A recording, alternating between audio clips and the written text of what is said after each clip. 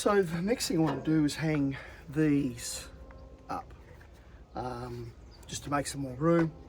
I was hoping to get them in here beside the generator, but there simply wasn't enough room. So I've decided to put them in the gas tanks. I checked to see if there's enough room. There was. So I'm just going to put the power one here, the hose one here at the front, and then I'm going to put the silage one here at the back.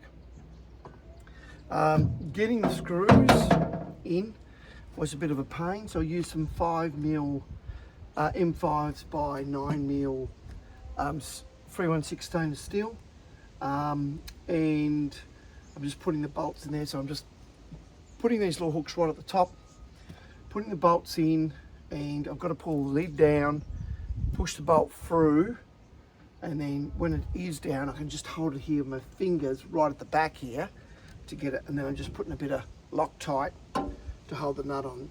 The nut on that probably will never ever come off again, so I'm not that concerned about that. Okay then, so I'll chuck this one in and fit him off.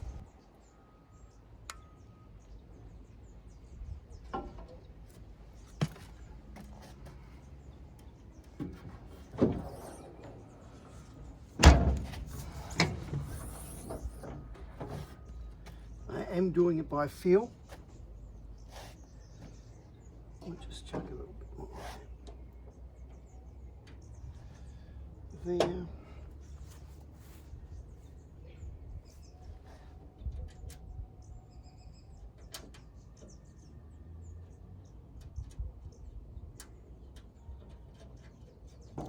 8mm socket,